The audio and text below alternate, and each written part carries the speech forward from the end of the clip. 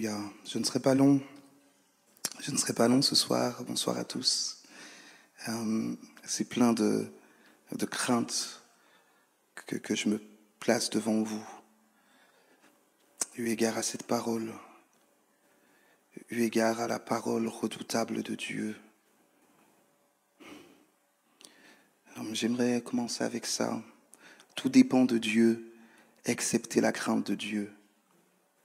Tout dépend de Dieu, excepté la crainte de Dieu. Les amis, je ne sais pas à quel niveau vous vous trouvez dans votre relation avec le Seigneur. Je suis persuadé profondément en ce lieu que si la crainte de l'Éternel était encore plus grande dans nos vies, nous vivrions de plus grandes choses. De plus grandes choses. Je pourrais dire bien des choses, mais je ne voudrais pas dire quelque chose que l'Esprit ne voudrait pas dire ce soir.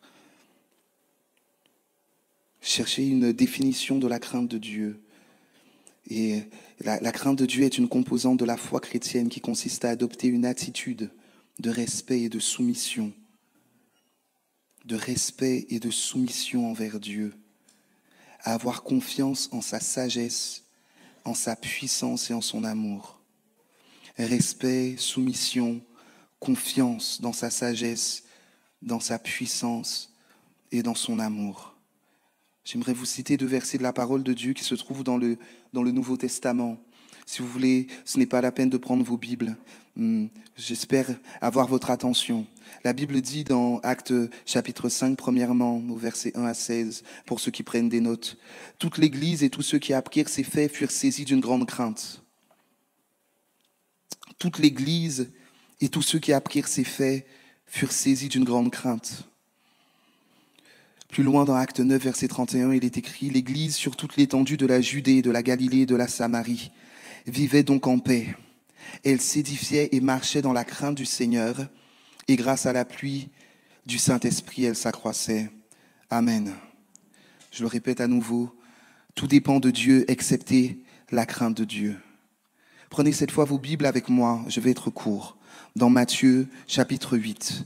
Matthieu chapitre 8.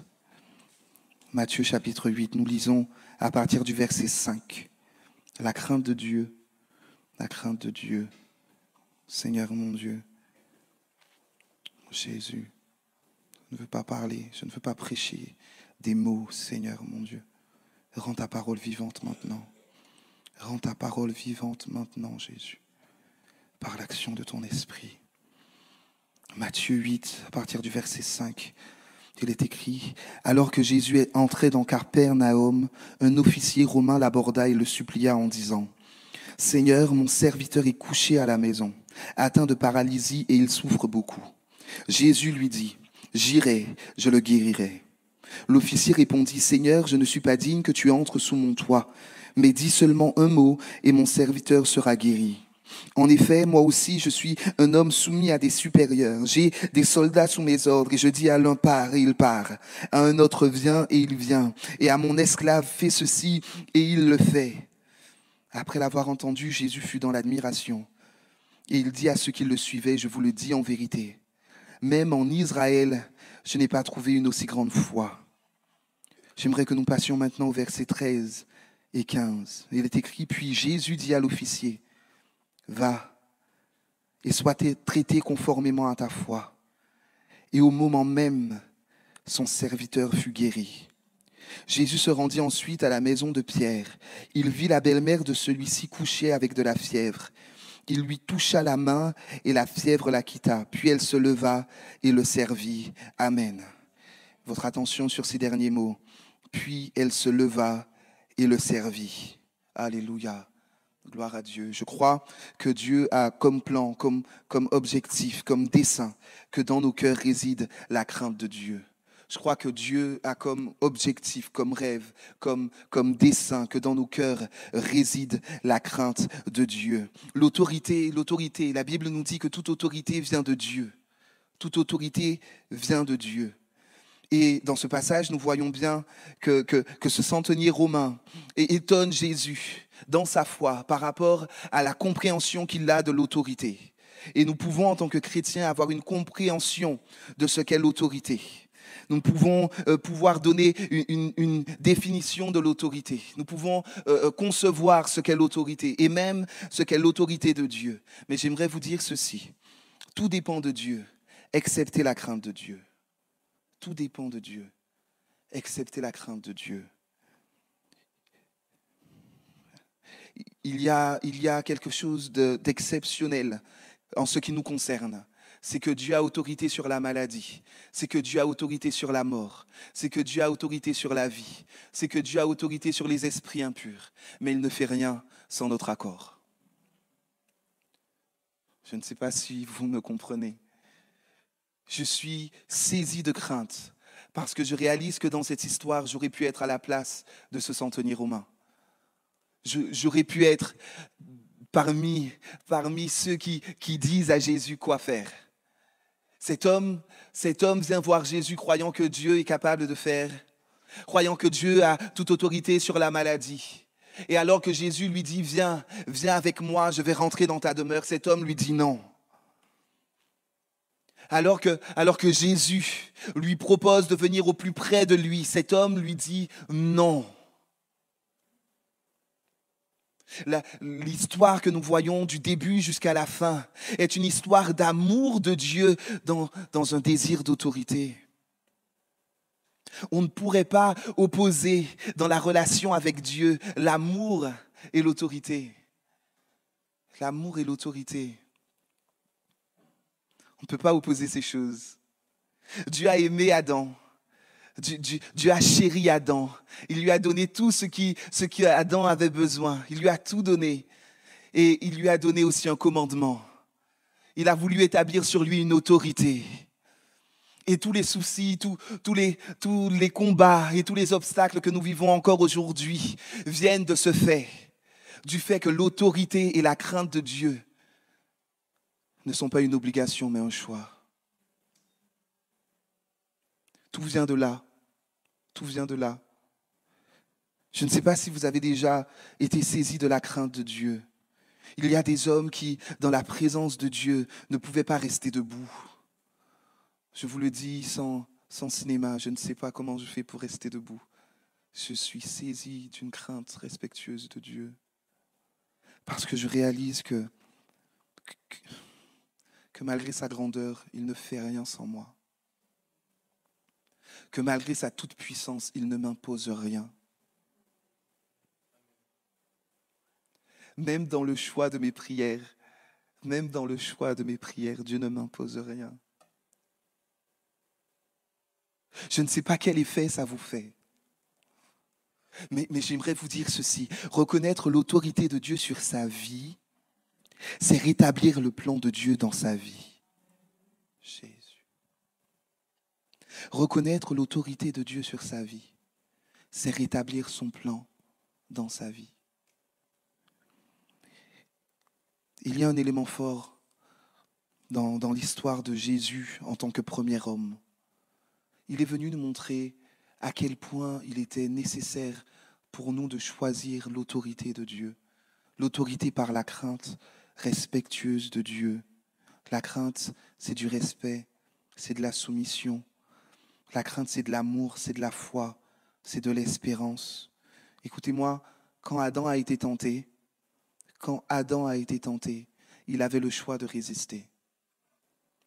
Et parce qu'Adam a succombé, Jésus aussi est venu dans le monde, dans la chair, afin d'être tenté lui-même, mais de choisir l'autorité de Dieu plutôt que l'autorité du diable. J'aimerais dire simplement cela.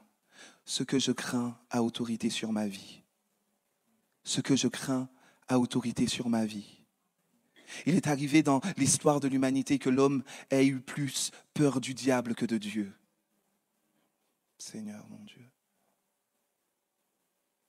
Il y a comme un équilibre à avoir parce qu'on ne peut pas voir Dieu comme celui qui accepte tout. Et là où le monde a voulu dessiner un Dieu, un père fouettard, un père méchant, un père qui condamne, c'était pour nous peut-être nous pousser dans un extrême où on se dit que Dieu aime tellement qu'il ne porte pas le regard sur nos actions, qu'il ne porte pas le regard sur nos émotions. Mais j'aimerais vous dire que l'autorité de Dieu et la crainte de Dieu doit se vivre dans tous les aspects de nos vies, si nous voulons voir sa main à l'œuvre. Voyez-vous, quand Jésus a été tenté dans le désert, c'était avant qu'il vive son ministère. Jésus a été tenté dans le désert avant de vivre son ministère. Il y a eu là comme le choix de Dieu de nous prouver que quand nous acceptons l'autorité de Dieu, alors des miracles et des prodiges sont déversés dans nos vies. Je le redis, Jésus a été tenté avant de rentrer dans son ministère. Et là où le centenier romain a dit non, accorde-moi juste cette guérison, il y a la différence avec Pierre. Pierre qui a choisi de marcher avec Jésus et qui, tout de suite après cette histoire, Pierre raccompagne Jésus dans sa maison, là où se trouve sa mère. Et voyez-vous, la Bible n'a pas de commentaires inutiles. La Bible n'a pas de description inutile. La Bible nous dit qu'alors que sa mère fut guérie, elle le servit. Alors que sa mère fut guérie, elle se leva et le servit. Quand il y a l'acceptation de l'autorité de Dieu sur nos vies, nous vivons le miracle, mais pour le servir. Non, je ne pense pas que vous voyez de quoi je parle. La Bible dit dans Jacques 4, verset 7, « Soumettez-vous donc à Dieu, résistez au diable, et il fuira loin de vous. » La Bible dit ceci, « Voici, je vous ai donné le pouvoir de marcher sur les serpents et les scorpions et sur toute la puissance de l'ennemi, et rien ne pourra vous nuire. » Est-ce que c'est vrai? Je tremble en disant ça. Seigneur, est-ce que c'est vrai? Ta parole ne change pas. Ta parole est vérité. Seigneur, est-ce vrai que rien ne pourra me nuire? Seigneur, est-ce vrai que j'ai la puissance de marcher sur les serpents et sur les scorpions? Est-ce que c'est vrai que j'ai l'autorité de prier pour les malades et de voir les malades guéris?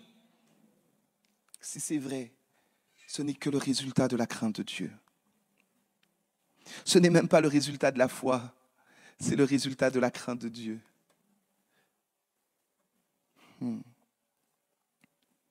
Autorité pour servir. Autorité pour guérir les malades. Autorité pour obéir. Et accepter l'autorité de Dieu sur sa vie. Se soumettre à Dieu, c'est trouver la force en lui de résister au diable. Mon ami, je veux te parler personnellement. Dans quel aspect de ta vie le diable a encore autorité sur toi?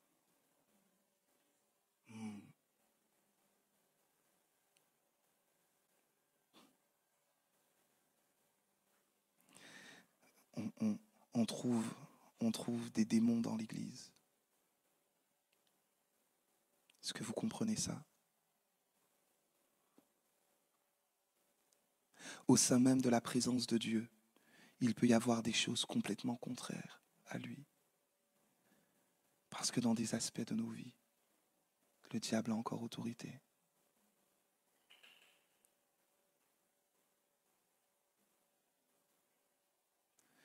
Nous allons prier. Nous allons prier. Voyez-vous, la crainte de Dieu, la crainte de Dieu, c'est un choix. Et on ne peut pas dire, Seigneur, viens, fais-moi peur pour que je voie des miracles. Seigneur, viens et délivre-moi de moi-même et de ma conception de moi-même pour que je vive ta grâce. Nous allons prier. Ce même texte qui nous dit, je vous ai donné le pouvoir de marcher sur les serpents et les scorpions et sur toute la puissance de l'ennemi, et rien ne pourra nous nuire, se poursuit comme cela.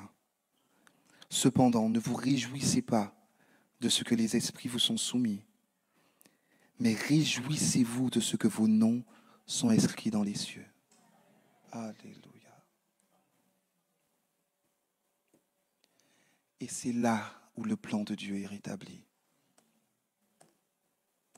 Il a créé Adam pour être dans le ciel avec lui, pour être dans sa présence. Et quand Jésus a rétabli l'autorité de Dieu, il nous a ouvert les portes du paradis. Déjà ici-bas, déjà maintenant, afin que ce qui fait la guerre à notre âme soit vaincu dans le nom de Jésus. Afin que là où les malades viennent à l'imposition des mains, la guérison prenne place dans le nom de Jésus. Ce n'est pas mes mains qui vont faire la différence, les mains de nos pasteurs, de vos pasteurs, c'est la crainte de Dieu. De rétablir et d'établir dans nos cœurs et dans nos pensées le plan de Dieu. Tout est soumis à Dieu, excepté la crainte de Dieu. Inclinons les têtes ensemble. Seigneur, je crois que c'est ta parole qui parle. Mon Dieu, je te demande pardon. Seigneur Jésus.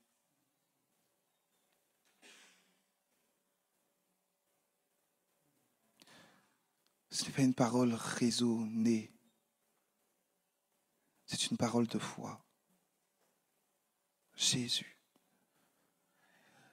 Je veux déclarer avec foi, Seigneur mon Dieu, que toutes choses nous sont soumises en ton nom. Que les maladies te sont soumises. Que la mort t'est soumise. Que la difficulté t'est soumise. Que le vent, que la tempête, que les éléments te sont soumis. Seigneur, je choisis de t'être soumis dans une crainte respectueuse.